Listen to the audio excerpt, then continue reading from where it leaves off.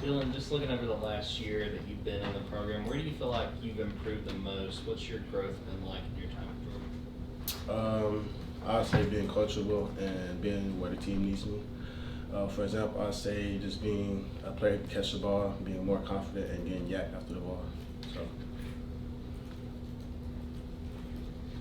Yeah, to kind of follow up on that a little bit, I know you played kind of all over the offense in high school. Just what has the transition been like over the past year and a half of being exclusively a receiver, and what have the challenges of that been for you? So in high school, I didn't really play wide receiver, so it's been very physical, very competitive. I say that for sure.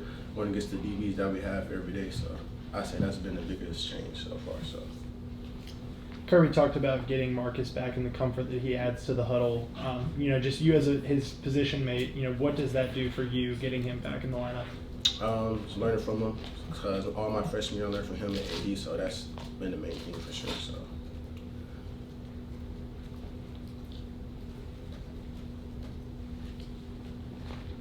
Yeah, could you just talk about coaching or playing for B-Mac and what it's like playing for Coach McClendon? It's very funny. That's one of the coolest guys I know. I love him, so he makes sure that I'm supposed to do what I'm supposed to do on the field, on and off the field. So, yeah, very good guy. So, yeah. Yeah, you came in with C.J. Smith. What have you seen out of him this offseason, and it's sort of allowed him to get a point where he can contribute to this team now? Oh, so C.J. is my roommate. So he's been putting in a lot of work. When we don't have practice, we always running hills or doing the jug. So he's definitely earned everything that's coming his way. So, yeah, very good guy. Yeah, you talked about improving and being coachable. I guess how much did you really have to work at that when you first got here, and how much did that allow you to kind of carve out a role for yourself last year as a freshman? Can you repeat that again one more time? Yeah, when you talk about improving and being coachable, how much did you have to work at that when you first got to campus, and then how much did it allow you to carve out a role as a freshman last year? So I'll say everything's very fast-paced here. It's a big switch from high school, especially with the heat. So just having the heat and then your coach making getting on your tail and stuff like that, it helped me a lot, especially when it came to big moments last year in the game, So it's basically not letting the moment get too big when all the pressure's on and everything like that. So. Dillon, what do you think the mindset is of this team heading into week 2? After your week 1 showing, obviously you guys got a big win, but probably some areas you want to get better at. I definitely say connection and composure for sure. We always talk about that. That's one of our team goals that we want to do. So I say that for sure.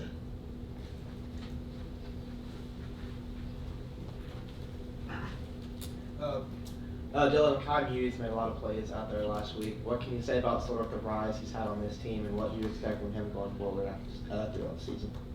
There's one thing that I like to tell him, and that is God did. When I first got here, he always been wanted to do it. I'm like, who is this guy, And he's just he's a special player, He definitely deserves everything, When he scored the touchdown, I was right there. I was, giving him all the hype and stuff. So, yeah, he deserves everything. One of the hardest working guys I know for sure. So.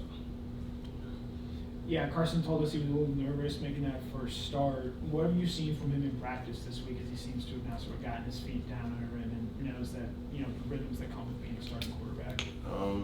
Carson is Carson. He's going to be that guy for sure, He has his confidence, once he's rolling. So I say that for sure. Dillon, last year, did you have a welcome to Georgia moment, something that happened in practice or anything like that was like, all right, it's a little bit different than high school? Okay, I'll say it was against Kent State. I was on KOR, and I got beat every single play. Every single KOR rep, I got beat. I was busted dead book, and coming to do film that Monday was very bad, so I'll say that for sure.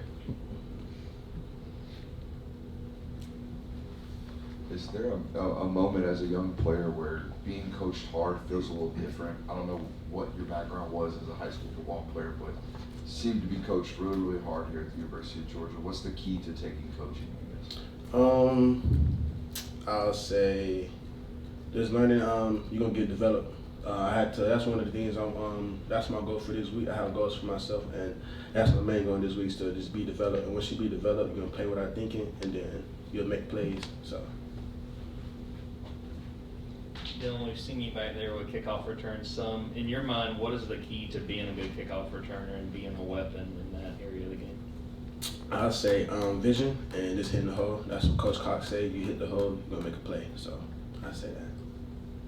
When you say your goal for this week is being developed, what does accomplishing that goal look like? How will you know that you have been developed? So far, my for development is like blocking for me. Coach B-Mac has been on my tail about it every day at practice, and it's been working so far. You know, I've been doing what I'm supposed to do, and hopefully you'll see it in the game against Ball State this week. Yeah, talking specifically about Marcus, what were some of the things in particular you learned from him last year? You're trying to come in and learn the ropes year one. I'll say definitely catching the traffic and releases for sure. I learned a lot about his releases and learning how to catch the ball even when the defender is on you for sure. So, and coming back negative to the ball when running routes. So.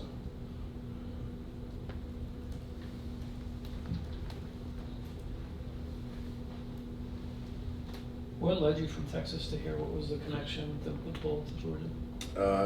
AD Mitchell and the coaching staff for sure, but AD, we went to the same middle school, and I used to train with him in high school as well, so he always been a guy I looked up to from a young age, so I definitely say that for sure. So. That's a pretty easy follow-up here. What did his departure from this program mean? It meant a lot, you know. That was like my best friend here my freshman year. I was like, dang, you know, it was very saddening, you know. I was with him before he left for like a long time. We were just talking and chopping it up, but I know he's gonna do good things at Texas, so. Yeah. Did AD try to get you to go with him to Texas? First question. Second, were there some discussions of you playing running back when y'all got real thin there during camp for a while? All right, to answer your first question, no sir, he didn't really try, you know. He didn't try, and I'm just going to play wherever the team needs me. Coach Smart or Coach McGee asked me to go, then I'll do that. I'll do whatever they need me to do. So. Did you ever go over there? Did you ever work with the back? Yes, sir. You mentioned Marcus and AD as people that you learned a lot from last year. What is it that you felt like you took from Marcus's game specifically? I'll say catching the ball when the play needs to be, especially on third downs. I know last year I made some plays on third downs and even this past weekend. So I definitely learned a lot from Marcus doing that at practice every day, and I kind of like just took advantage of that.